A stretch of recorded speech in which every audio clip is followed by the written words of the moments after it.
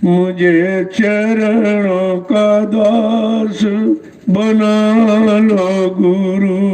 मुझे चरणों का दास बना लो गुरु। मुझे चरणों का दास बना लो गुरु। मुझे चरणों का दास बना लो गुरु। मुझे निज करके अपना लो गुरु। मुझे निज करके अपना लो गुरु। देखो, प्रार्थना भी करनी तो कैसे करनी, क्योंकि अभी तक हम काल के सामान, काल की पूजा करते करते काल के सामान में फंस गए। तो कहते नहीं, मुझको किसी काल के सामान का दास, गुलाम, सेवक मत बनाना, अपने चरणों का दास बना दीजिए। यहाँ से ये पैर छूने का मतलब क्यों है कि जैसे तुम झुके तो सारा आपागमन खत्म। ये रास्ता है, यहाँ से झुकना शुरू किया जाता। अब ये नहीं मालूम था कि हम झुक कहाँ रहे हैं। हम चेतन को पाने के लिए झुक रहे हैं कि जड़ में फंसने के लिए झुक रहे हैं। तो कहा कि सीधा रास्ता है कि उस समर्थ सदगुरु के की प्रार्थना करो कि अब केवल चरणों में फंसा दो। बहुत फंस के देख लिया, काल के सामान में कुछ नहीं मिला, और सबको, सबका ध्यान करके, सबको पूजा सम्मान करके सब देख लिया, लेकिन मन को शांति कहीं नहीं मिली और जीवात्मा का काम कहीं से शुरू नहीं हुआ। तो क्या कह रहे हैं समझा कि मुझे निज करके अपना, समर्थ स्वामी सदगुरु अपना बना के और अपना समझकर अब अपना दीजिए। आगे क्या कहना कि जुगन जुगन का सोया ये मनुआ।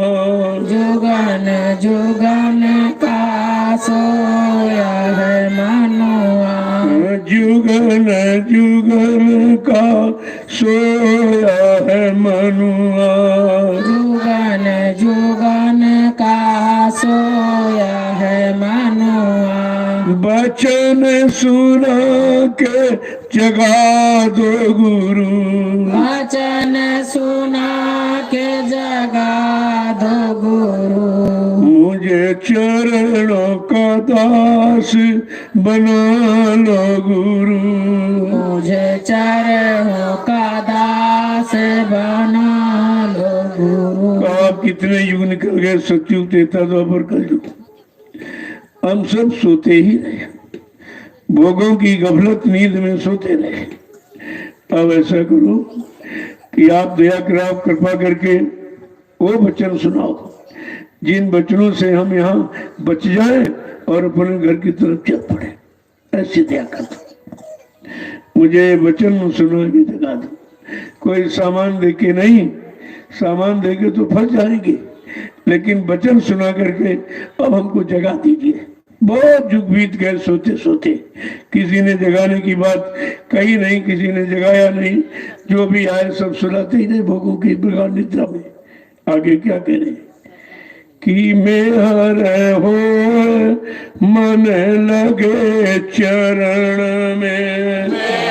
हो लगे चरण में। मेहर हो मन लगे चरण में। मेहर होए मन लगे चरण में। मेरे पूरन भाग बढ़ा दो गुरु। मेरे पूरन भाग बढ़ा दो गुरु। मुझे चरणों का दास बना लो गुरु। मुझे चरणों का दास बना लो गुरु। कहते हैं ऐसी मेहर कृपा हो जाए कि ये मन आपके चरणों में लग जाए। अब उधर से जड़ से हटके चेतन में लग जाए, क्योंकि ये चरण चेतन है, चेतन देश से आए हैं और चेतन देश में हम सब को ले जाने के लिए का ऐसी कृपा दया हो जाए कि अब अपने मतलब यानी मन को चरणों में लगा लीजिए। बहुत ही सामान में लग के देख लिया, कुछ नहीं मिला। जहां जहां लगा वहां वहां लूटा गया। सब ने लूटा, इतना लूटा है कि कुछ नहीं रखा। कहते मेरे पूरन भाग बढ़ा दो, अब हमारे वो भाग बना दीजिए जिससे मैं अपने घर को चला जाऊं, घर की तैयारी में लग जाऊं, आप पर आपके वचनों पर विश्वास हो जाए, आपकी दी हुई नाम की जुक्ति उसकी कमाई में लग जाऊं।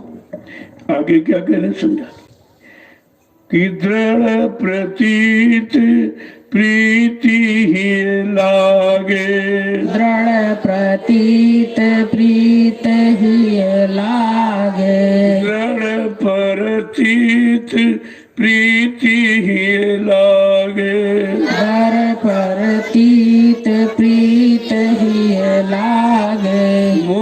मुझे प्रेम का प्याला पिला दो गुरु, मुझे प्रेम का प्याला पिला दो गुरु, मुझे चरणों का दास बना लो गुरु, मुझे चरणों का दास बना लो गुरु। अब हमारे हृदय में ऐसी दृढ़ मजबूत प्रीति पैदा कर दो कि आपके सिवा मैं किसी को देखूं ना, किसी की सुनूं ना, किसी के तरफ जाऊं ना, कोई किसी का चिंतन अब अंदर से न करूं। ऐसी दृढ़ मजबूत प्रीति अपने में बता दो। कितनी बड़ी देखिए। और अब ऐसा करो, मुझे प्रेम का प्याला पिला दीजिए, जिससे ये जड़ भोगों में जो प्रेम कर रहा था और जड़ शरीरों से प्रेम हो रहा था और जड़ सामानों से, इससे हट जाए। ऐसा प्रेम का अपने हमें प्याला पिला दीजिए तो ये जहर निकल जाए। जब प्रेम का प्याला पिएंगे तो ये भोगों का जहर धीरे धीरे निकलेगा। ये जहर ऐसे कम होने वाला नहीं है।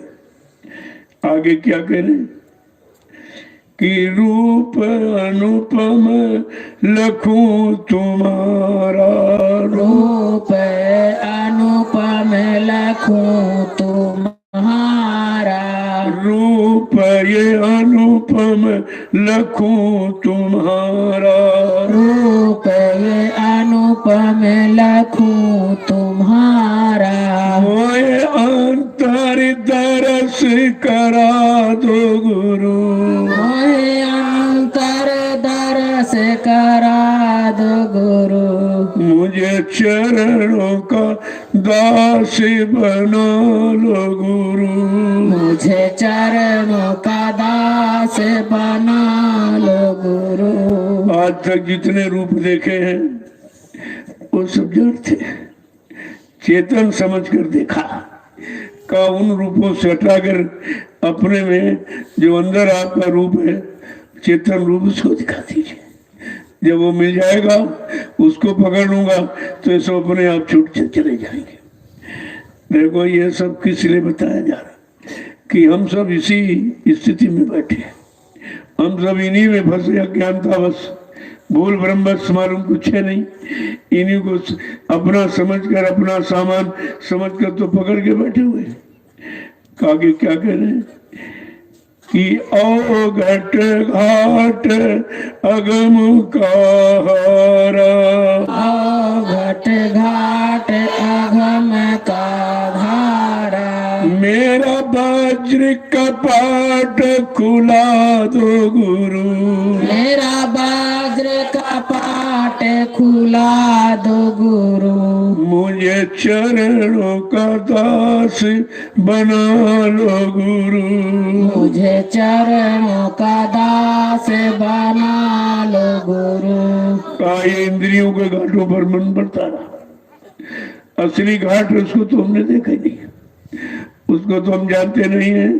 अब वो अघट घाट आप दिखा दीजिए और उसी घाट पर पहुंचा दीजिए ताकि हम अपने घाट से अपने घर की तरफ चले। और मेरा वज्र कपाट खुला था, कपाट माने किवाड़े, वज्र वाले मजबूत, इतने भूल भरम के ये मजबूत किवाड़े लगे हुए हैं, इनको खुला दीजिए। ये खोल दीजिए ताकि हम इस जड़ता की ममता से अलग हो जाएं और असलियत जो असली चीज है उसकी तरफ चल पड़े। आगे क्या कह रहे कि बार बार विनती है मेरी, बार बार विनती है मेरी, बार बार ये विनती मेरी, बार बार विनती मेरी, साथ में सूरत मिला दो गुरु, साध में सूरत मिला दो गुरु, मुझे चरणों का दास बना लो गुरु, मुझे चरणों का दास बना लो गुरु। कहते हैं बार बार केवल यही विनय प्रार्थना है और कोई विनय नहीं। कोई चीज पाने की, लेने की यानी रखने की अब कोई इच्छा नहीं है, इच्छा हटा दीजिए। यही विनती कर रहा हूँ कि मतलब यानी किसी तरह से हमें शब्द में सूरत को मिला दीजिए। अब ये जो मिला है इससे मिलना नहीं, इससे तो समझ लिया है ये मिलना नहीं था बल्कि फंसना था। अब हमारी सूरत जीवात्मा रूह को शब्द से मिला दीजिए जो उधर से आवाज आ रही, जो उसको अपने घर बुलाने की आवाज दे रहा। इसी को हिंदू महात्माओं ने आकाशवाणी, ब्रह्मवाणी, अनंतवाणी, ईश्वरवाणी कहा जो ऊपर से आ रही। मुसलमान फकीरों ने इसको कलमायत कह दिया। भाषा का झगड़ा बाकी ठीक बात एक ही है। कहा वो सुना दीजिए जो ये सुनती थी और सुन करके आई थी और वही चीज हट गई है तभी यहाँ बैठी फंस गई है। अब वही सुना दीजिए। तो ये सूरत को आप शब्द से मिला दीजिए। अब बहुत मिलके काल के सामानों से मन को मिला के भोगों में लगाकर ये सब देख लिया है, कुछ नहीं हुआ। अब ऐसा आप करिए, हमारी जीवात्मा सूरत को शब्द से मिला दीजिए। तो शब्द कहीं आपको खोजना नहीं है, वो ऊपर से आ रहा। लेकिन हमारी स्थिति में बदल गई कि इधर के कान खुले तो इधर की आवाज सुने, आंख खुली इधर सब देख रहे हैं और जो देख रहे हैं सुन रहे इसी को सच्चा और अच्छा अपना मान बैठे। क्योंकि जीवात्मा की आंख बंद है, कान भी बंद है, नाक भी बंद है। जब उसका उधर बंद ही सब है और उधर से जो चीज आ रही, जब कान बंद तो सुनाई नहीं दे रहा, आंख बंद तो दिखाई नहीं दे रहा, तो हम इसी को अपना मान बैठे। जो शरीर की दो आंखों से, दो कानों से सुनते, इसी को तो हमने सब कुछ मान लिया। बस ये भूल भरम है, यही वज्र कपाट है।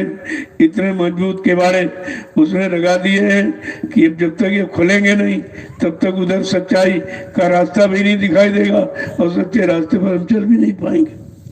आगे क्या समझा के कह रहे हैं कि पूरन दया करो मेरे दाता, पूरन दया करो मेरे दाता, पूरन दया करो मेरे दाता, पूरन दया करो मेरे दाता।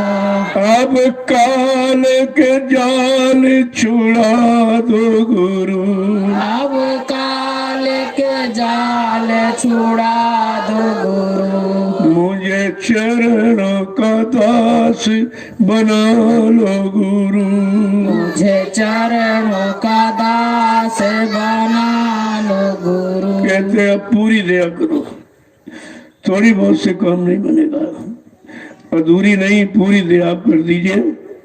आप समर्थ मालिक हैं, आपके पास दया का भंडार है, आप ऐसी पूरी दया कर दो कि हम पूरी तरह से उधर से मन को हटा के इधर लगा लें। क्या कह रहे बार बार, और काल से मेरा छुटकारा करा दीजिए। जो उसने कर्मों के जाल में बांधा है और ऐसी बड़ी बड़ी गांठें उसने लगा रखी हैं कि मतलब यानी उनसे छूटना बड़ा मुश्किल है। आगे क्या कहे कि नैया पड़ी भंवर बिच मेरी, नैया पड़ी भंवर बिच मेरी, नैया पड़ी भंवर बीच मेरी। नैया पड़ी भंवर बीच मेरी। अब की बार लगा दो गुरु, अब की बार लगा दो गुरु। मुझे चरणों का तार बना लो गुरु। मुझे चरणों का दास बना लो गुरु। ये नैया तो भवसागर में पड़ी, वो फंसी पड़ी है। केवल पड़ी नहीं, फंसी पड़ी है। कहते अब ऐसी कृपा कर दो कि अब की बार पार लगा दो, क्योंकि आप पार लगाने वाले हैं। आप सच केवट मल्लाह हैं, जानकार भवसागर के। इतनी दया कृपा कर दीजिए कि हमारी ये भवसागर में फंसी नैया अब की बार निकल जाए। बहुत समय हो गया, समझी मैं नहीं पाए कि फंसी है कि क्या है, कुछ जानकारी नहीं थी। आपने सत्संग सुना करके कम से कम जानकारी तो दे दी है।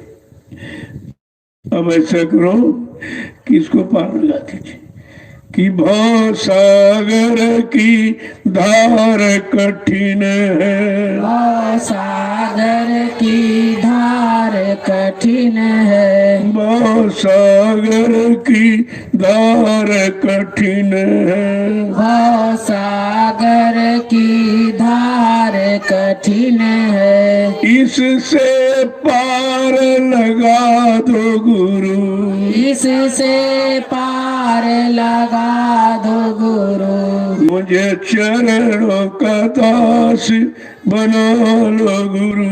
मुझे चरणों का दास बना लो गुरु। कहते हैं भवसागर की धारा बड़ी कठिन है और उससे निकलना अपने बस की बात जो कि नहीं है। आप निकलने वाले हो, निकालने के लिए आए हो। ये भी सत्संग में आपने बताया कि बहुत सागर भरमो नहीं, ये प्रताप हमार, और निश्चय करके मान ले तो तुरंत उतारू पार। आप अपना वादा निभाइए, जो वचन वादे आपने किए हैं उनको आप पूरा कर दीजिए। अब वचन वादा पूरा करेगा वो जो मौजूद होगा। यहाँ तो लोगों ने प्रचार कर दिया कि वो मर गए, चले गए, तो फिर ये भवसागर की धार से निकालेगा कौन? यहाँ तो किसी के पास ऐसी शक्ति सामर्थ्य नहीं है कि भवसागर से निकला हो और फंसे वालों को निकाल दे। तो कहते हैं ऐसे तो उनके वचन झूठे हो जाएंगे, फिर यह सब झूठा ही कहा जा रहा। अगर जो स्वार्थी लोभी लालचियों ने ये कह दिया कि नहीं नहीं चले गए और वो शरीर में कभी नहीं आएंगे, तो बताओ इन जीवात्माओं से जो वादा किया ये कौन पूरा करेगा? इसीलिए उन्होंने 3 वादे किए। सम्राट मालिक ने आज हम सब कलयुग के जीवों को इसी भवसागर से निकालने के लिए 3 वादे किए कि पहले तो अपना परिचय दिया कि हम आए वही देश से जहां तुम्हारा धाम, तुम सबको घर पहुंचाना एक हमारा काम। कहा ये मेरा एक ही काम है, यहाँ रात पार धन दौलत दिलाने मिलाने का मेरा काम नहीं है। देखो कितना परिचय मिलने के बाद भी हम शंका में चले कैसे गए? क्योंकि बच्चों पर विश्वास नहीं किया, मालिक पर विश्वास नहीं किया। यही सच्चे केवट है, यही सच्चे मल्लाह है, यही खेवटिया है। इस बात को समझ नहीं पाए हम सब लोग। और दूसरा कहा कि भाई नाव लगाई गुरु ने इस भवसागर शो को पार करने के लिए। समर्थ सदगुरु दाता ने नाम की नौका लगा दी, कहा तुम विश्वास के साथ बैठ जाओ, मैं तुमको घर पहुंचा दूंगा। तीसरा वादा क्या किया? क्योंकि तिरवाचक को सही माना जाता है। देखो समर्थ मालिक भी तिरवाचक की बात कह रहे कि चलो भाई तिरवाचक को तुमने माना है कि 3 बार अगर कोई कह दे तो वो जरूर काम करेगा, तो तुमने तो वो भी विश्वास हटा दिया। तो तीसरा तिरवाचक क्या किया? तीसरा वादा क्या किया कि भव सागर भरमो नहीं, ये प्रताप हमार, अरे निश्चय करके मान ले, कहते तुरंत उतारू पार। केवल तू मान ले, विश्वास कर ले, मैं तुझे उपकार कर दूंगा। अब हमें आपको कोई प्रयास भी नहीं करना, कुछ नहीं करना, कोई प्रयास नहीं करना है। केवल उनके वचनों पर और उन पर, उनकी नाम की युक्ति पर विश्वास करना है। आगे समझा के क्या कह रहे हैं कि कोटि जन्म दुख पावत बीते, कोटि जन्म दुख पावत बीते, कोटि जन्म दुख पावत बीते, कोटि जन्म दुख पावत बीते, दर्शन देख प्यास बुझा दो गुरु, दर्शन देख प्यास बुझा दो गुरु, मुझे चरणों का दास बना लो गुरु, मुझे चरणों का दास बना लो गुरु। कहते करोड़ों जन्म निकल गए, एक नहीं करोड़ों जन्म, जितनी बार यहाँ जिन शरीरों में जन्म मिला, कहते तो दुख ही मिलता है, क्योंकि जन्म मरण है। और कहते दुख का सागर है, जब का दुख का सागर यहाँ सुख कैसे मिलेगा। कहते बहुत समय निकल गया, कितने जन्म गमा दिए, लेकिन दुख के सिवा सुख और शांति नहीं मिली यहाँ। अब ऐसा किए आप कि आप कृपा करके मतलब यानी दर्शन दे दो, अंदर में दर्शन मिल जाएगा। ये नकली दर्शन, ये बाहर वाले जो रूप स्वरूपों का करते हैं, इससे छुटकारा मिल जाएगा। अपना वो असली चेतन रूप दिखा दीजिए और अब दर्शनों की प्यासे खत्म हो जाए। इस जब सब कुछ मिल गया, फिर इसके बाद क्या शेष रह जाता। जैसे जब लड़की को पति मिल जाता तो सबकी प्यास की पीछा खत्म हो जाती, सबकी तरफ से लगाव हट जाता। बिल्कुल इसी तरह से जब जीवात्मा को अपना सच्चा पिया प्रीतम सद्गुरु मिल जाएगा तो ये सारी प्यास जो मन इधर बढ़ाए पड़ा सब खत्म हो जाएगा। आगे क्या कह रहे हैं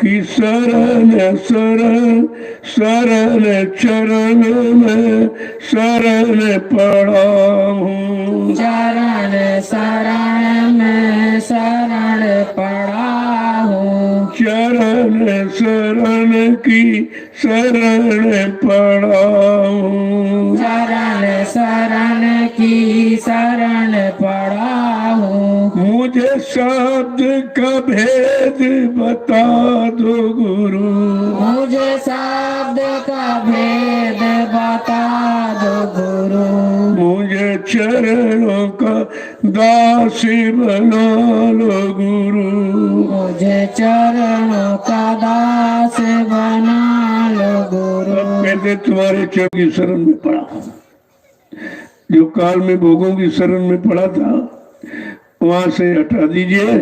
अब आपकी चरण शरण में आया हूँ, ऐसी दया कृपा मेहरबानी कर दीजिए। अब मुझे वो शब्द का भेद बता दीजिए, वो कौन सा शब्द है, कौन सी आवाज है जिसको सुनकर जीवात्मा जगेगी, अपने घर की तरफ मुखातिब हो जाएगी। आप वो कृपा करके उस शब्द का भेद बता दीजिए और उसका राज रहस्य क्या है, वो कैसे मिलेगा, किधर से आ रहा। तो हमारी जीवात्मा का जब तक दिव्य कान नहीं खुलेगा तो हम सुनेंगे कैसे, और दिमाग नहीं खुलेगी तो वो सब दृश्य कैसे देखे, कैसे विश्वास होगा कि देखे भी न हो पड़ती थी, बिन पड़ती तो हो नहीं पड़ती। बगैर देखे तो किसी से प्रेम यहाँ भी नहीं होता, जब देख लेते हो कहते हाँ बस ठीक है ठीक है, बगैर देखे तो प्रेम किसी से होता ही नहीं। अब ऐसा कर दीजिए कि अपने चेतन स्वरूप को दिखा दीजिए और उससे प्रेम हो जाए तो ये सब नकली और प्रेम इधर खत्म हो जाए और असली को हम सब पकड़ के चल पड़े। आगे क्या कह रहे हैं कि काम क्रोध मद लोभ मोह से, काम क्रोध मद लोभ मोह से, काम क्रोध मद लोभ मोह से, काम क्रोध मद लोभ मोह से, मेरी जल्दी फांसी कटा दो गुरु, मेरी जल्दी फांस काटा दो गुरु, मुझे चरणों का दास बना लो गुरु, मुझे चरणों का दास बना लो दो गुरु। जिनमें फंसा हूं अपना समझकर, काम में, क्रोध में, लोभ में, मोह में, यही फंसाने का सामान है, ये काल का सामान। और दयाल का क्या है? शील, क्षमा, संतोष, विरह, विवेक, ये काट है। काल के सामान की काट है ये। काम, क्रोध, लोभ, मोह, अहंकार की काट है शील, क्षमा, संतोष, विरह और विवेक। कहते ये काट है, तो इससे छुटकारा दिला दीजिए और अपने काट, जो आपकी काट है, उसमें लगा दीजिए आप। कहते ये यदि मेरी फांस, इनसे छुटकारा दिला दो, काम, क्रोध, लोभ, मोह, अहंकार से, और अपना शील, क्षमा, संतोष, विरह, विवेक, ये आप अंदर में पैदा कर दीजिए। क्योंकि बस की बात तो नहीं है, वो आपकी दया के बगैर ना हम इससे छुटकारा पाएंगे और ना उधर हम पा सकेंगे। ये दोनों काम, हटाना और मिलाना, ये दोनों काम आपके बस के, आप कर सकते हैं। आगे क्या है कि माया काल ने अति भर माया, माया काल ने अति भर माया, माया काल ने अति भर माया, माया काल ने अति भर माया, इनका जाल मिटा दो गुरु, इनका जाल मिटा दो गुरु, मुझे चरणों का दास बना लो गुरु, मुझे चरणों का दास बना लो गुरु। तेरे काल माया ने अति भरमाया, भ्रमित करने के लिए, फंसाने के लिए उसने तो बहुत ही जाल बनाया। अब आप दया कृपा करके इस जाल से मैं छुटकारा दिला दीजिए, क्योंकि यहाँ कोई छुटकारा दिलाने वाला है नहीं, किसी ने छुटकारा पाया नहीं, इसी में फंसे रहे। आगे क्या है कि विषय भोग जग के दुखदाई, भोग अति दुखदाई, विषय भोग जग के दुखदाई, विषय भोग जग के दुखदाई, मेरे मन को इनसे हटा दो गुरु, मेरे मन को इनसे हटा दो गुरु, मुझे चरणों का दास बना लो गुरु, मुझे चरणों का दास बना लो गुरु। आपकी अखंड वाणी गुरबाणी, आपके सत्संग वचनों को सुनकर अब यह समझ में आया है कि जिन भोगों में मैं अपना समझ के फंसा था, वो फंसाने वाले थे, वो मेरे निकालने वाले नहीं थे, मुझे छुटकारा दिलाने वाले नहीं थे, मेरी सारी शारीरिक शक्ति को हैरास करने वाले थे। अब ऐसा कीजिए, इनसे मन को हटा दीजिए, हमारे मन को इनसे हटा दीजिए, क्योंकि मैं हटा नहीं सकता, मैं तो इसमें सराबोर हूँ, इसी को अपना सब कुछ मान कर किसी में लग गया।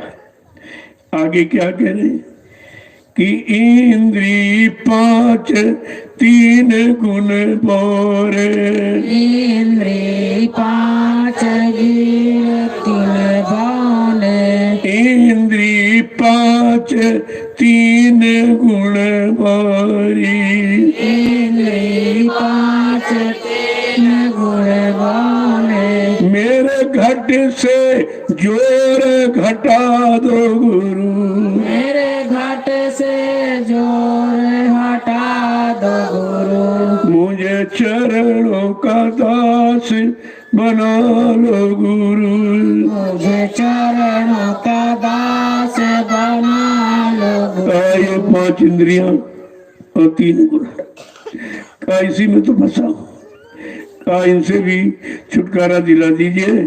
और ये असली बैरी है, जिनको हमने अपना माना, अपना सब कुछ मानकर इन्हीं में फंस के रह गए, ये तो बैरी थे, दुश्मन थे, लेकिन अज्ञानता बस हम इन्हीं को अपना मित्र मान बैठे और फंस गए। अब ऐसी दया कृपा करो, मेरे घट माने अंदर से इनका सारा जोर ही हटा दीजिए। आगे क्या कह रहे कि मन रसिया को चाट विषय की, मन रसिया को चाट विषय की, मन रसिया को चाट विषय की, मन रसिया को चाट विषय की। इस शब्द की चाट चटा दो गुरु, इस शब्द की चाट चटा दो गुरु, मुझे चरणों का दास बना लो गुरु, मुझे चरणों का दास बना लो गुरु। देखो अंदर की एक खोट और कमी को कैसे कहा जा रहा कि ये सब कमियां हमारे आप में भी, कि वही मन विषयों का रसिया हमारा आपका भी तो है, इसी का पान करने वाला। कहते किस तरह से तुम समझाओगे, क्योंकि हमें समझा तो मालूम नहीं, क्योंकि समझाया उसको जा जिस पर जोर हो। ये मन खुद ही घसीटे लिए घूम रहा है, सब जगह तुमको ले गया और सारी शक्ति को एकदम कपड़े की तरह निचोड़ दिया, अब कुछ नहीं बचा शेष। तो क्या कह रहे हैं, ये मन रसिया, इसको भोगों की चाट लग गई, वो विषय रस है। अब आप कृपा करके अमृत रस, नाम रस, शब्द रस, जो जीवात्मा का श्री खुराक भोजन है, आप उसको चाट लगा दीजिए, उसकी तरफ लगा दीजिए।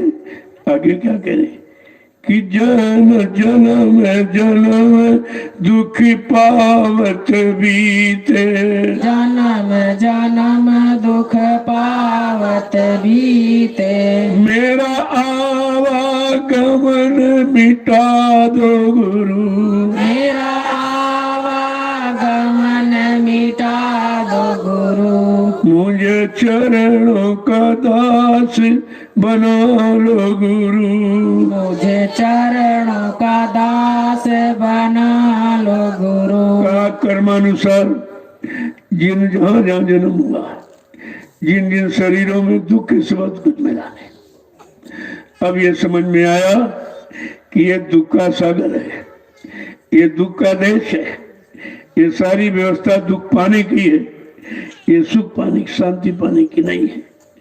अब ऐसा करें, आप इस आवागमन से अलग कर दीजिए। ये जो भोगों, ये इंद्रियों के भोगों कर करके जो इन शरीरों में आना जाना हो रहा है, जन्म मरण का, इसका छुटकारा दिला दीजिए। ना यहाँ कभी आऊं और न कभी परेशानी हो फंसूं, तो ऐसा कर दीजिए, ये आवागमन ही खत्म कर दीजिए। क्यों यहाँ पैदा हूँ, क्यों यहाँ मरूं, क्यों पैदा हूँ, क्यों मरूं, क्यों यहाँ के दुख उठाऊं। अब आप वो सारा काम कर दीजिए, यानी यहाँ से निकाल दीजिए और घर पहुंचा दीजिए, तभी तो ये दुख क्लेश हटेगा। कि भूल भरम और करम हटा कर, भूल भरम और करम हटा कर, मेरी जड़ से गांठ खुला दो गुरु, मेरी जड़ से गांठ खुला दो गुरु, मुझे चरणों का दास बना लो गुरु, मुझे चरणों का दास बना लो गुरु। जिसको सच्चा मान के लगा था ये झूठ था, समझ में आया झूठ निकला, ये हमारी भूल भरम अज्ञानता थी।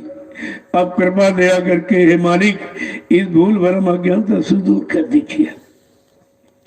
इनको कितनी बात। और ये जड़ को जो अपना मान बैठे थे, इस जड़ की ममता से गांठ खुला दीजिए। जो इसने जड़ चेतन की गांठ लगा दी है, इस गांठ को आप खोल दीजिए तो जड़ जड़ की तरफ रह जाए और चेतन निकल जाए। इसी यही गांठ लगाकर तो इसने फंसाया है।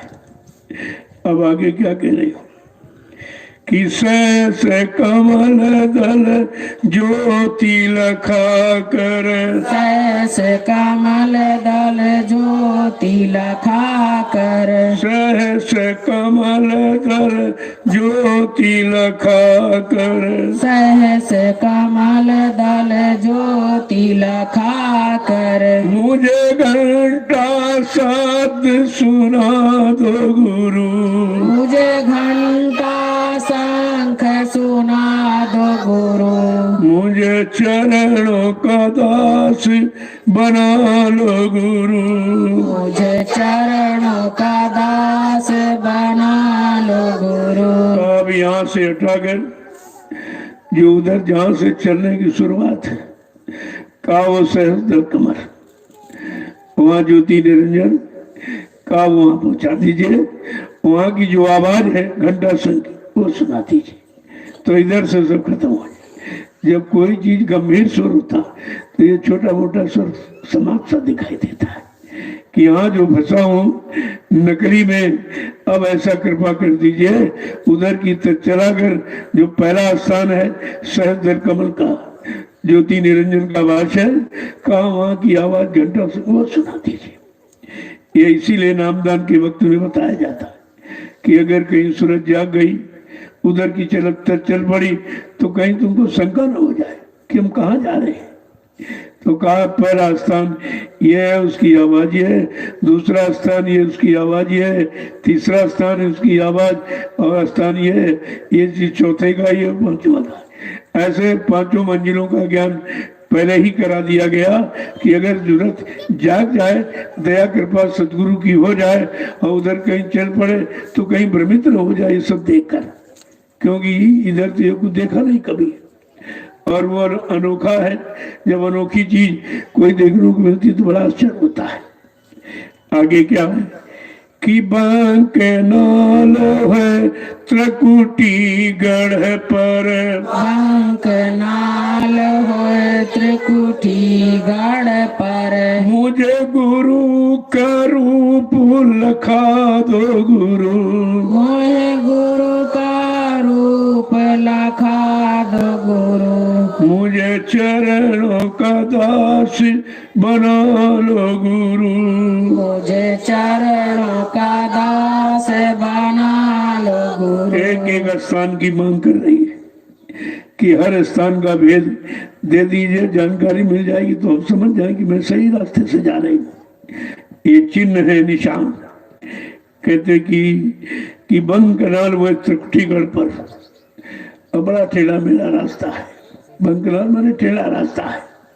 उस टेढ़े रास्ते से हम तो नहीं निकल सकते, आप ही निकालोगे।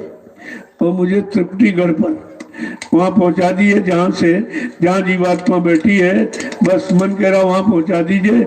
हम दोनों मिलकर फिर अपने घर की तरफ चल पड़ेंगे, क्योंकि दोनों हम एक साथ आए थे। आगे क्या है, मुझे जब वहां पहुंचेंगे तो गुरु का चेतन रूप दिखेगा। ये शरीर वाला रूप उधर, वो चेतन शुद्ध रूप है। अगर शरीर वाला ना होता तो चेतन कौन बताता। कहा ये भी अच्छा है, ये भी रूप लगे मुझे प्यारा, अब इससे जीव जगाओ और उससे घर पहुंचाओ। तो ठीक है, हम सब सो रहे थे, फंसे पड़े रहे, आपने यानी आवाज लगाकर जगा दिया और फंसना भी बता दिया और निकलने का रास्ता भी दे दिया। अब ऐसा करिए वो त्रिकुटी धाम पहुंचा दीजिए। आगे क्या है कि सुन शिखर का भेद जगा कर, सुन शिखर का भेद जगा कर, सुन शिखर का भेद जना कर, सुन शिखर का भेद जना कर, मुझे मान सरोवर नहला दो गुरु। मुझे मान सरोवर नहला दो गुरु। मुझे चरणों का दास बना लो गुरु। मुझे चरणों का दास बना लो गुरु। कहते इसके आगे जो सुन शिखर है वो भी भेद आप जना दीजिए, जानकारी दे दीजिए। और मुझे मान सरोवर में अब ऐसा स्नान करा दीजिए, सारी मल गंदगी यहाँ की उतर जाए। बस वहां से पाक साफ निर्मल पवित्र होकर के अब घर को जाएगी। आगे क्या कह रहे कि मासूम है भंवर गुफा में, मासूम है भंवर गुफा में, मुझे बंसी की तान सुना दो गुरु। मुझे बंसी की तान सुना मुझे चरणों का दास बना लो गुरु। मुझे चरणों का दास बना लो गुरु। आगे वो महाशून्य मैदान है, वहां पर पहुंचा करके भंवर गुफा दिखाती है। बहुत जैसे भंवर गुफा है, का वहां पहुंचा दीजिए तो मैं ये समझ जाऊंगी अब हम सच्चे रास्ते से अपने घर की तरफ जा रहे हूँ। आगे देखिए क्या, और वहां की जो सच्ची आवाज है भंवर गुफा की, कहते हैं वो मतलब यानी सुना दीजिए मुझे बंसी की आवाज। वो बंसी की आवाज है, जब सुनोगे तो समझ जाओगी आप भैया सत्संग पर आ गए। तो धीरे धीरे भ्रम मतलब खत्म हो जाएगा, विश्वास पैदा हो जाएगा। आगे क्या है कि सात लोक सतनाम निरख कर, सात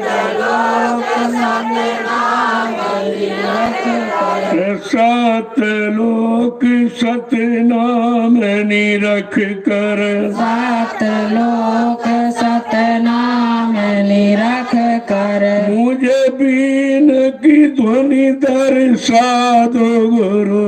मुझे बीन की धुन दर्शा दो गुरु। मुझे चरणों का दास बना लो गुरु। मुझे चरणों का दास बना लो गुरु। आगे असली स्थान है सतलोक सचखंड का, वहाँ की जो मतलब यानी वहाँ सतराम पुरुष बैठे हुए, उनका दर्शन करा दीजिए। जब दर्शन हो जाएगा तो मैं समझ लूँ कि बस आ गए अपनी जगह पर। देखिए, और वो वहाँ की जो आवाज है बीन बांसुरी, उसको आप सुना दीजिए तो पक्का विश्वास हो जाए सुन करके कि ये आवाज तो 5वें स्थान की। अब मैं 5वें स्थान पर आ गई हूँ, अपने असली जगह पर। अब यहाँ से अपने घर चली जाऊंगी, क्योंकि आगे अलग है, अगम है, अनाम है। अनामी धाम ही हम सब सूरतों जीवात्माओं का असली घर मुकाम मंडल लोक है। क्या है कि अलख अगम का रूप दिखा कर, अलख अगम का रूप दिखा कर, अलख अगम का रूप दिखा कर, अलख अगम का रूप दिखा कर, मुझे सतगुरु धाम बसा दो गुरु। मुझे सतगुरु धाम बसा दो गुरु। मुझे सतगुरु धाम बसा दो गुरु। मुझे सतगुरु धाम बसा दो गुरु। मुझे चरणों का दास बना लो गुरु। मुझे चरणों का दास बना लो गुरु। कहते हैं सतलोक से आगे अलग लोग, अगम लोग हैं, मतलब वहाँ वो भी रूप दिखा दीजिए।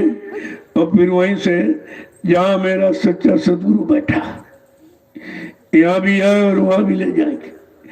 तो जब यहाँ आएंगे तो विश्वास हो जाएगा, वहाँ मिल जाएंगे तो पक्का विश्वास हो कि अपनी घर आ गया हूँ।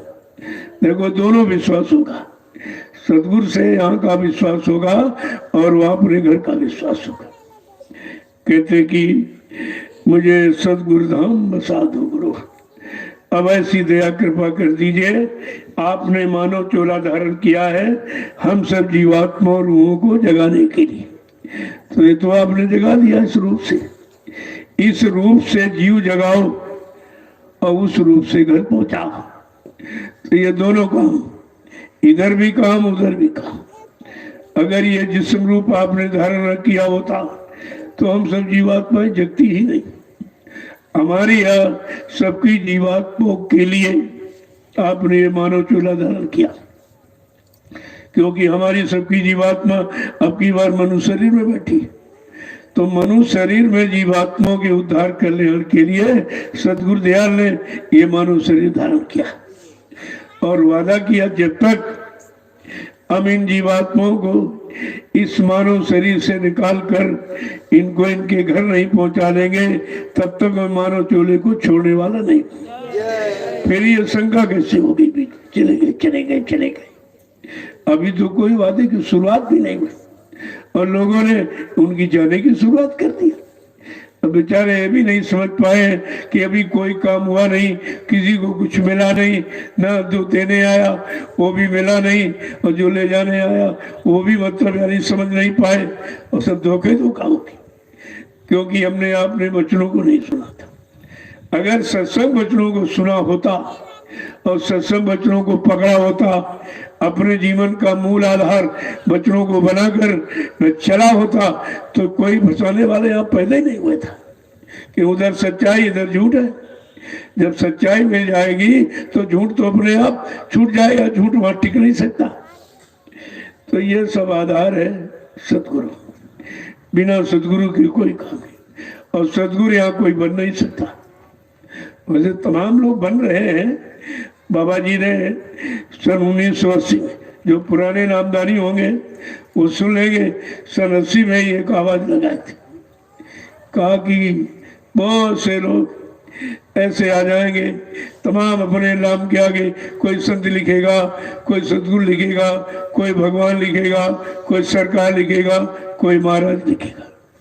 कहा ये सब झूठ है, ये लिखावट बनावट सजावट का विषय नहीं है, क्योंकि ये कोई कॉलेज यूनिवर्सिटियां ये डिग्रियां नहीं देती। ये है मनमुखी लोग, लोभी लालची स्वार्थी मान सम्मान के भूखे, जिन्होंने इतनी बड़ी डिग्री अपने नाम के आगे लिख दी है और बेचारे जानते कुछ नहीं, यहाँ का कुछ नहीं जानते और डिग्री वहां की लिख दी, क्योंकि लोगों को मालूम नहीं है। वो बेचारे इसी लिखावट को देख के फंस गए। अब इनकी समझ में कुछ आ ही नहीं रहा। कहा कि बिना सत्य कहा कि अरे भाई समय से आएंगे और समय तक रहेंगे और काम करके ही जाएंगे। इतनी मजबूत जब हमारी आपकी पकड़ हो जाएगी, आस्था विश्वास हो जाएगा, फिर आपको भूल भरम में कौन डाल सकता। ये खास सत्संग है जो नैमिषारण्य की तपोभूमि पर भी हो रहा। अभी मैं बाहर निकला था, ये सत्संग वहां नहीं है, ये वहां नहीं है, वहां तो दुनियावी और मतलब हम कैसे फंसे हैं, कैसे निकलेंगे उसकी एक जानकारी देने के लिए मैं निकला था। वैसे मैंने 8 वर्ष संदेश दिया है।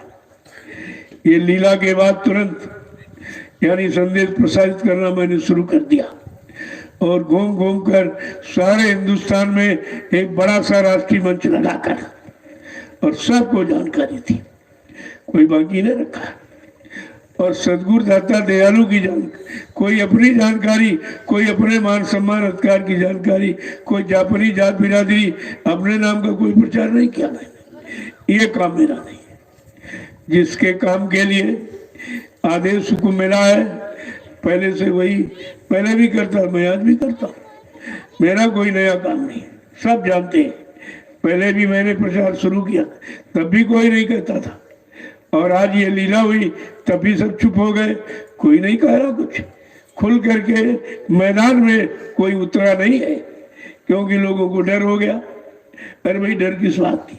क्या सच्चाई कहने में डर अगर होगा तो सच्चाई भी रहेगी कैसे? और सत्य कभी पराजित होता नहीं, तो क्या सत्य कहने वाला बताने वाला पराजित हो जाएगा? उसे कौन पराजित कर सकता? और 8 वर्ष मैंने मंच लगाकर पूरे हिंदुस्तान में घूम घूम कर और सबको ये संदेश दिया, सबको गुरबाणी से अवगत कराया कि सदगुरु दाता दयालु कि ये शब्द है, ये वचन है, ये वादे उनके, ये संकल्प और प्रतिज्ञा परिवर्तन की है। अभी तो परिवर्तन की शुरुआत नहीं हुई, तुमने परिवर्तनकारी शक्ति को जाने की शुरुआत कर दी। ये कौन सा सत्य है? तो ये सब बताने के लिए कितना समय दिया गया, और आज भी वही हो रहा है। अभी मैं निकला था आपके गणतंत्र दिवस यानी राष्ट्रीय पर्व पर राष्ट्र के हित में संदेश देने के लिए मैं देवरिया की पावन भूमि पर पहुंचा। इतनी अपार भीड़ हुई कि लोग देख करके हैरत में रह गए, ये क्यों? जहाँ लोग 100 आदमी इकट्ठे होने में बड़ा उनको शंका चिंता हो रही, कहीं बीमारी ना आ जाए कि बीमारी ना आ जाए, यहाँ तो लाखों लोग इकट्ठे हो गए। और सब एक दूसरे में मिल के बैठे हुए हैं। अरे हमने कहा अगर मिलना जुलना नहीं किया जाएगा, तुम तो ये नफरत पैदा कर रहे हो, दूरियां बढ़ा रहे हो, अलग रहो अलग रहो अलग रहो।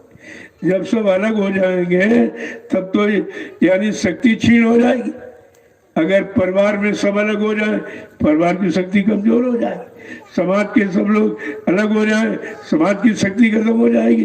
कोई संस्था है, संघ है, कोई समिति है, अगर संगठन खत्म हो जाए तो फिर बचेगा क्या? लेकिन यहाँ सब दूरियां बढ़ाई गई, वैसे भी दूरी बढ़ गई। कोई किसी को नहीं चाहता है, कोई किसी की मदद नहीं करना चाहता है, कोई दूसरे को सही सच्चे रास्ते न दिखाना चाहता है, न चलना चाहता, न चलाना चाहता। तो कहते फिर ये सच्चाई का रास्ता ही खत्म हो जाएगा। फिर सदगुरु के आने का मतलब क्या हुआ? और ये वादा और वचन कहने का और हिंदुस्तान में प्रचार कराने का फिर मतलब क्या हुआ? सब झूठे हो गया। तो ये चीज समझनी चाहिए। तो अभी संत कबीर नगर में एक कार्यक्रम, कबीर साहब की जन्मस्थली उस जिले में कार्यक्रम, बड़ी अब तो देखने को मिलता है कि संसार के लोग बहुत जाग रहे हैं, क्योंकि अब परेशानी में सब बन गए और परेशानी का निवारण समाधान विकल्प कोई बताता नहीं है। इसलिए प्रेमियों जागरूकता बहुत दिखाई थी, बहुत नए चेहरे वहां आए। तो उन सबसे मिलने में 4-4, 5-5 घंटे लग जाते थे, क्योंकि सबकी इच्छा थी। भाई यहाँ तो पूरे हिंदुस्तान में लोगों ने यही प्रचार किया कि बाबा जी चले गए, शरीर छोड़ कर गए, शरीर में कभी नहीं आए। ये कैसा आदमी आ गया जो जिंदगी बात कर रहा और ठोस प्रमाण दे रहा। मैं तारीख है, मैं इधर उधर की बातें नहीं करता हूँ, क्योंकि हमको कोई स्वार्थी भाव नहीं पड़ा है। परमार्थ का भाव है, परमार्थ जगे और सब परमार्थी डगर पर चले, अपना परमार्थी काम कर ले, यही तो इच्छा है। इसी को करने के लिए कितनी बाधाएं इसमें पड़ी, क्योंकि सच्चे अच्छे काम के लिए निकलो तो बहुत बाधा है। गोस्वामी महाराज लिखा है, यही शराबत अति कठिनाई, इस मार्ग में चलने में ही बड़ी बाधा है। लोग टिकने नहीं देंगे, लेकिन अगर तुम्हारा संकल्प सच्चा है, तुम्हारा विश्वास अपने सदगुरु पर सच्चा है, तो तुम्हें सच्चाई से कोई हटा नहीं सकता। जोर लगा ले अहले जमाने, तू कब तक जोर लगाएगा? और जग में जय गुरुदेव का झंडा ये लहर लहर लहराएगा, इन्हें कोई नहीं रोक सकता। और जितने झंडे आप देख रहे हो उनको झुकने का समय आ गया। अब झंडों से कोई काम नहीं। मैं तो स्पष्ट कहता हूँ, जय गुरुदेव प्रभु नाम का झंडा, जिससे लाखों कितने कितने भूत प्रेत चले गए, कितनी बीमारियां परेशानियां दूर हो गई। और जितने ये लोग काले पीले नीले हरे लाल झंडे लिए घूम रहे, एक झंडा गाड़कर किसी एक प्रेतात्मा को बुला के दिखा दे, या एक बीमारी कर खत्म कर परेशानी करके दिखा दे। नहीं तो सत्य तो सत्य ही है। मैंने कहा कि नहीं तो इस जय गुरुदेव प्रभु नाम का झंडा है, इसके नीचे एक दिन सारा विश्व झुकेगा, क्यों? विश्व भी तबाह है और अभी कुछ नहीं, जो आगे और बीमारी फैलने वाली। अगर तुमने कुदरत के इशारे को न समझा तो कुदरत के पास ऐसी जानलेवा बीमारियां तैयार कि मिनट पर घड़ी नहीं लगेंगे, गांव के गांव, मुल्क के शहर के शहर समाप्त हो जाएंगे। और आपने देखा एक छोटा सा नजारा, वो तो इन लोगों ने पूरा बताया कहाँ है कि पिछले पाश्चात्य देश जो बड़ी जनशक्ति वाली थी, अपने आप को शक्तिमान कहते थे, एकदम नस्तनाबूद हो गए, कुछ नहीं बचा। उस प्रकृति की रुष्टता नाराजगी के आगे ये कुछ बचेगा नहीं। इसीलिए बाबा जी ने पहले इशारा किया था, अरे भाई कोई काम ऐसा मत करो जो कुदरत नाराज हो जाए। अगर कुदरत नाराज हो गई तो फिर यहाँ बचेगा कुछ नहीं, कोई बचाने वाला नहीं होगा, क्योंकि कुदरत को मनाना किसी इंसान की बस की बात नहीं है। कोई धर्मान बलवान बुद्धिमान कुदरत को खुश नहीं कर सकता, वो तो संत महात्मा ही कर सकते हैं, क्योंकि उनका सीधा संबंध कुदरत से होता है और तुम उनको जानते माने पहचानते नहीं। अपनी इस यानी सांसारिक भौतिक के बुद्धि के कारण आप उनको पहचान नहीं पाते कि जो आज आध्यात्मिक शक्ति का भंडार लेके आए और कितने समय से पहले आवाज लगाई। 10 जुलाई 1952 से 2012 60 साल आवाज पूरे हिंदुस्तान में घूम घूम के दी। क्या उस आवाज को लोगों ने सुना नहीं था? अगर सुने होते और चेत जाते तो ये परेशानियां, ये घटनाएं, ये महाबीमारी, ये हिंदुस्तान की धार्मिक धरा पर कभी नहीं आ सकती थी। लेकिन लोगों ने कुछ नहीं किया। अरे ये तो परेशानी पहले भी युगों में आई जब लोग धर्म को भूल गए, मानवता इंसानियत को भूल गए, प्रेम प्यार मोहब्बत सेवा दया सदाचार परमात्मा की यादगार को भूल गए। इनके मन मस्तिष्क से माँ बहन बेटी बहू की पहचान चली गई। तब इतिहास बताता है कोई न कोई आया। जब जब हुए धर्म की हानि, बाढ़े असुर अधम अभिमानी। ये मानव समाज 3 भागों में डिवाइड हो जाएगा, अधम असुर और अभिमानी। तब तक प्रभु धर्म मनुष्य शरीरा हरई कृपानिधि सज्जन पीरा। कोई ना कोई मानव शरीर धारण करके उधर से इधर आएगा, संभालने के लिए, ठीक करने के लिए, सुधारने के लिए। तो ये तो पहले के इतिहास उठा लो। क्या धर्म कुछ, क्या अभी अधर्म कम है? क्या पाप अभी कम है? क्या हिंसाएं अभी कम है? क्या महंगाई गरीबी कम? क्या टैक्सों की भरमार कम? तुम्हारी तो कमर टूट जाएगी।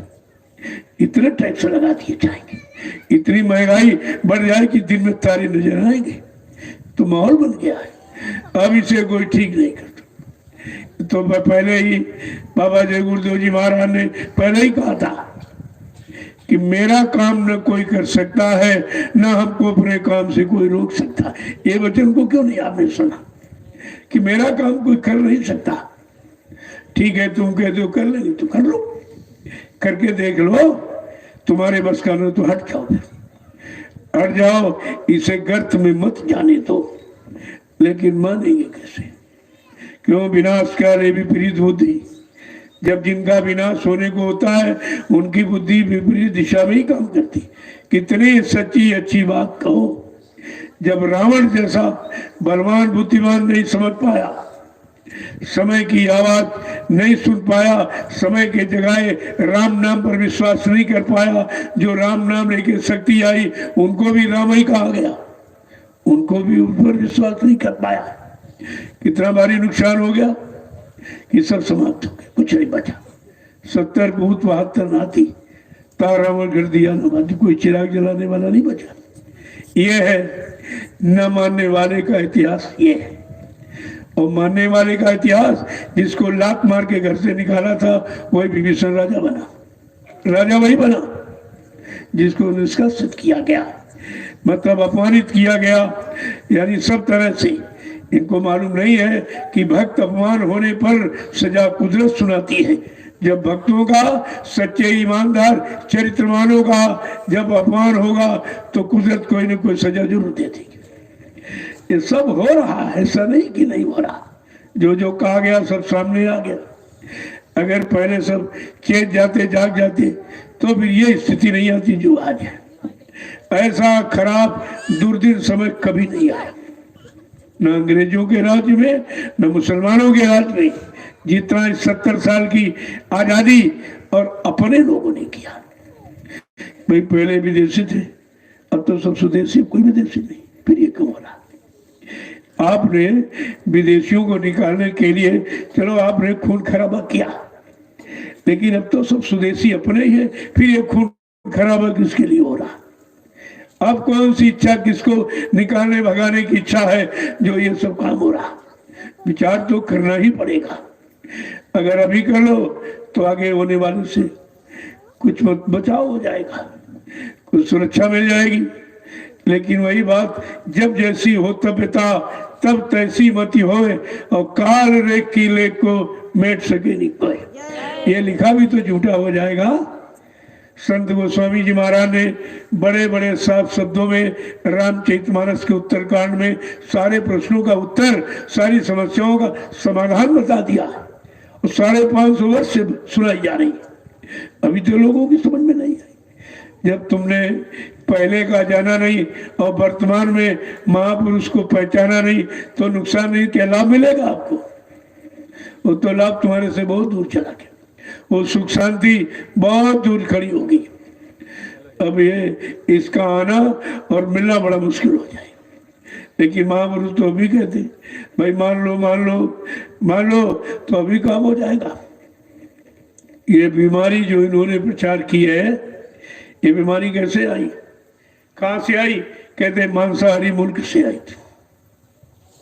जब मांसाहारी मुल्क से बीमारी आई है तो हिंदुस्तान के जिम्मेदार लोगों को सोचना चाहिए हमें इस बीमारी से बचने के लिए अपने देश में मांसाहार तुरंत बंद करा देना चाहिए, तुरंत पाबंदी लगा देनी चाहिए।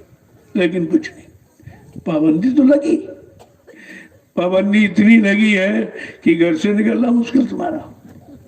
पहले जेल में बंद किया जाता था, अब सब अपने अपने घरों में 3 महीने के लिए बंद, 3 महीने कैद तो सबको हो गई, सबको कैद, जेल खाना सबके घर बन गए, मकान बंद, दुकान बंद, यातायात बंद, विद्यालय न्यायालय कार्यालय सब बंद। ये क्या है? इससे कौन सा लाभ मिला? ये 3 महीनों में देश को 20 वर्ष पीछे ढकेल दिया। तो अब तो कुछ होने वाला है नहीं, क्योंकि वो संतवाणी कब होगी? हुई है संत राज भारत मां, अब मिटाए मटिए ना बाबा जय गुरुदेव की बाणी तब दिखाई पड़ी है। तो होना ही है, ये तो होगा ही, इसे कौन रोक लेगा? लेकिन मौका सबको दिया। बाबा जी ने पहले कहा भाई हम अगर तुम करना चाहते हो तो कर लो, हमने तो सबको मौका दे दिया। बाद में मत कहना कि हमको किसी ने, बाबा जी ने मौका नहीं दिया। मैंने तो व्यवस्था बना रखी सुख शांति की, और आज भी 24 मार्च 1980 को अहमदाबाद में इस दूरदर्शी व्यवस्था का मैंने सूत्रपात कर दिया था। और उसका राष्ट्रीय अधिवेशन करनाल जिले, जो हरियाणा प्रांत का करनाल जिला है, वहाँ कालीदार रंगशाला पार्क में 7, 8, 9 फरवरी को राष्ट्रीय अधिवेशन करके दूरदर्शी को कहा मैंने, यानी आशीर्वाद दे दिया और ये फले फूलेगी। और कहा था कि इसका महाप्रसाद तुम सब लोग हिंदुस्तान के जितने विभाग हैं सब विभागों के कर्मचारी अधिकारियों के पास पहुंचा दो। और आपने पहुंचाया नहीं, और आप ही कह रहे उम्र के चले गए। तो ये प्रसाद का मतलब क्या हो? प्रसाद का मतलब को निकला भी, दूरदर्शी का मतलब को निकला, भूम ज्योति का मतलब कोई निकला, जय गुरुदेव धर्म प्रचार का कोई मतलब निकला, यानी सब झूठ। ये 3 व्यवस्थाएं जो बताई गई थी, 3 साधन बनाए गए हैं जय गुरुदेव धर्म प्रचारक संस्था, मथुरा भारत यानी पूरे भारत के लिए, और दूसरा है दूरदर्शी, और तीसरा भूम ज्योतक संगठन। ये बाबा जी ने भूम ज्योतक काश्तकार खेतिहर ये संगठन बनाया था। भूम ज्योतक खेतिहर काश्तकार संगठन की स्थापना की थी। कहाँ?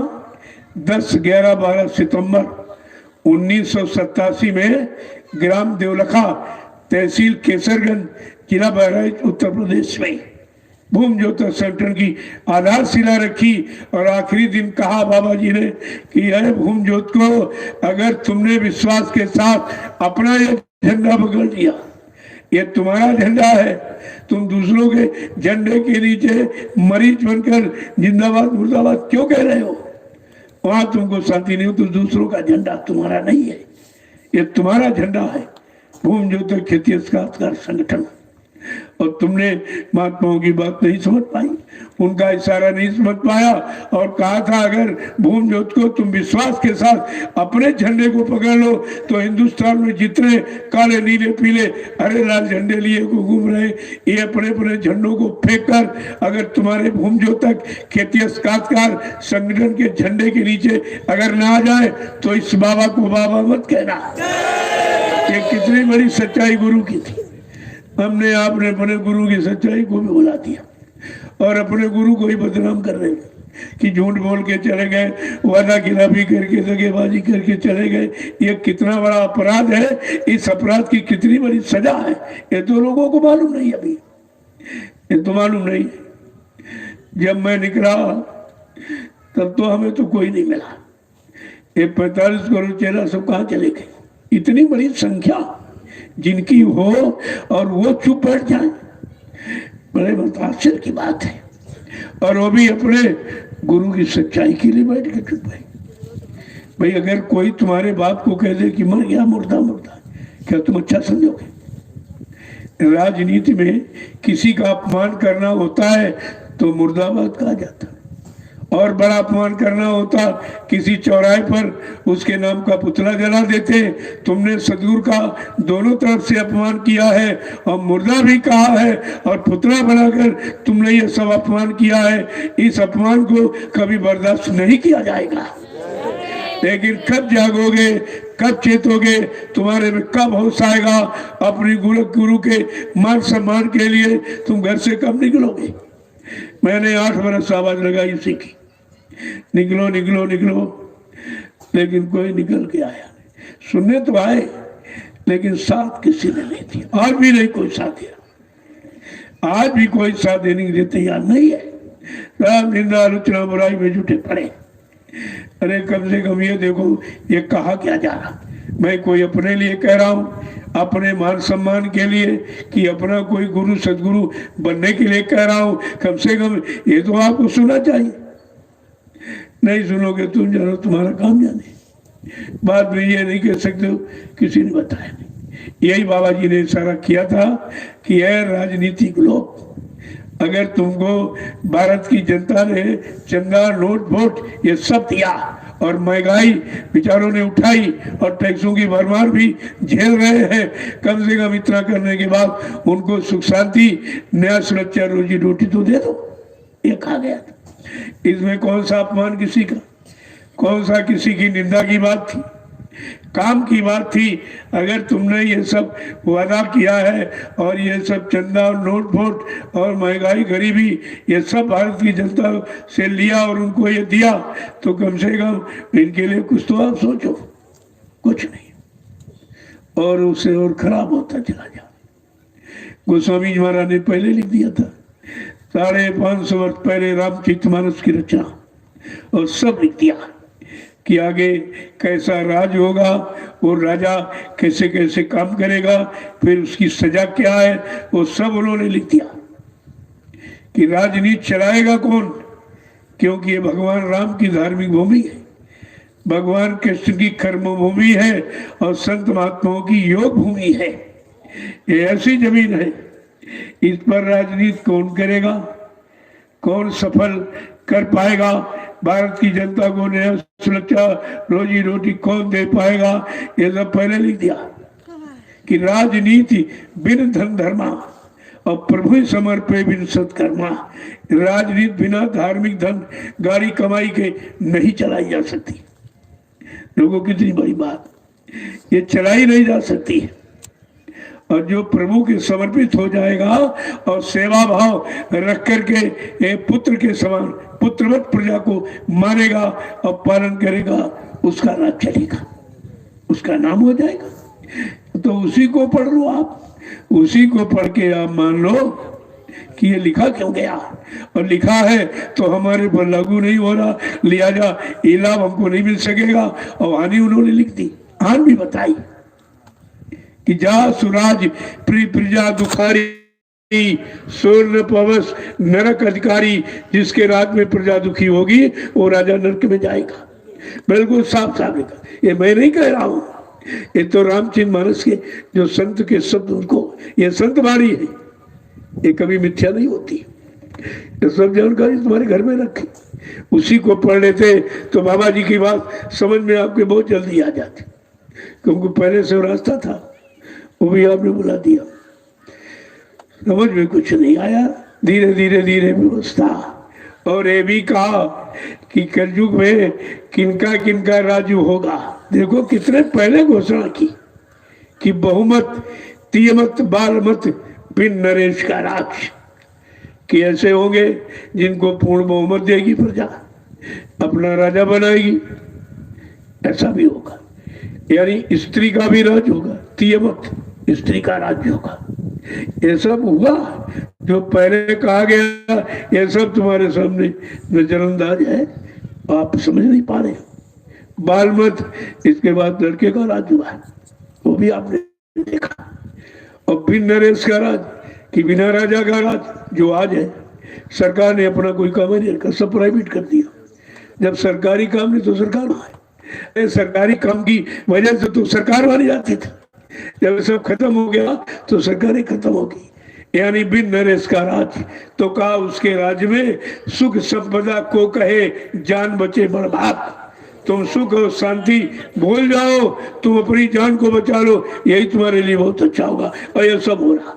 यह है गोस्वामी जी महाराज की अखंड वाणी है, अमरवाणी है, शब्दवाणी है, जो 550 वर्ष पहले रामचरितमानस के माध्यम से ये सबको सुनाया गया, बताया गया, और वो सब तुम्हारे सामने आ गया। अब ये सब सामने हो रहा है। और इसे कहा कोई तुम मिटा भी नहीं पाए। जो उन्होंने पहले कहा उसको तुम मिटा भी नहीं पाए हो, और जो वर्तमान में कह रहे इसको तुम हटा नहीं पाओगे। यही लागू होगा। और जब तक ये नहीं तब तक कुछ नहीं होगा, कुछ नहीं होगा। कहा था राजनीति लोग जब अपना हथियार डाल देंगे, कहेंगे ये नया सुरक्षा देना मेरे बस की बात नहीं, रोजी रोटी देना मेरे बस की बात नहीं, महंगाई गरीबी बेरोजगारी हटाना मेरे बस की बात नहीं है। और ये धार्मिक धरा पर ये जीवों की हिंसा, ये मार काट करवाना, उनका यानी पशु पक्षियों का मुर्दा मांस इंसान को खिलाना और बुद्धि नशा ये पिलाना, जिससे बुद्धि पागल हो जाती, माँ बहन बेटी बहू की पहचान खत्म हो जाती है। कहा ये सब जब कहेंगे मेरे बस का नहीं है, तब बाबा जी ने कहा तब मैं अपना ब्रह्मास्त्र उठाऊंगा।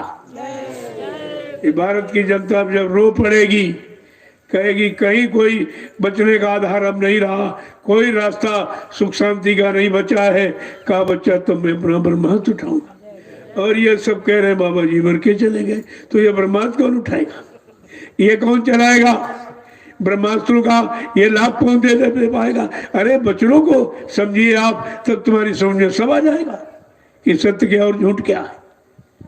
ये सब और वो भी अनोखी बात कि जैसे ये आपकी राइफल है, इसकी नाल से जब गोली निकल जाती तब परिणाम बाद में आता। क्या गोली का परिणाम पहले कोई बता सकता?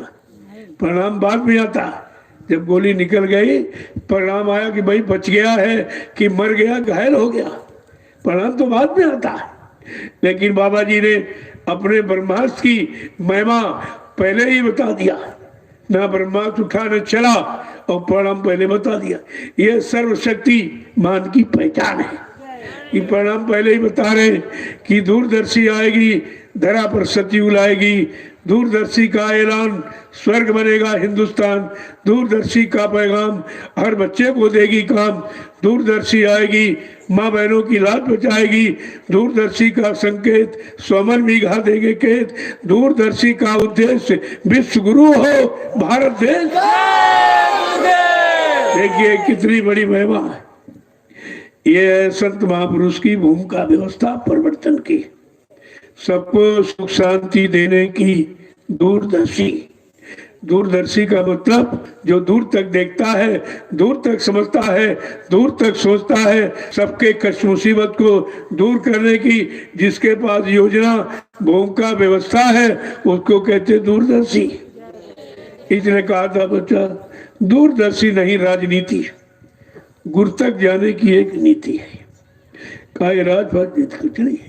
हाँ 4 आने व्यवस्था यानी की बात करता हूँ, और मतलब 12 आने अध्यात्म ही है, 12 आने अध्यात्म आज इसमें। लेकिन उसको तो लोगों ने सब समझा नहीं। कहा बच्चा इसको चुपचाप रखता, इस ब्रह्मास्त्र को चुपचाप रख दीजिए, इसको भी इसका जिक्र मत कीजिए। तो जिक्र भी नहीं हो रहा था।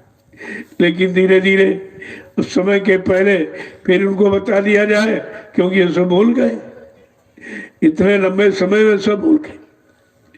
अब 1980 में 24 मार्च को स्थापना हुई। अब आप जोड़ लीजिए 40-41 वर्ष हो गए।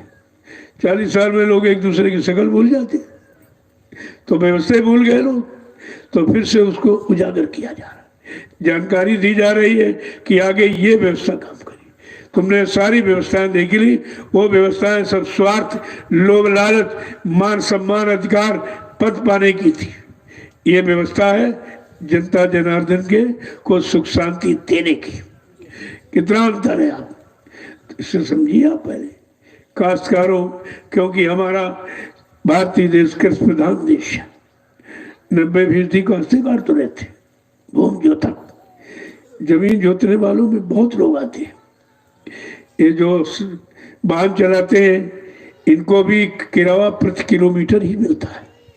ये जमीन भी जोत रहे हैं, कितने किलोमीटर जमीन चले तब को किराया भाड़ा मिलता है, ये भी भूमि जोतक है।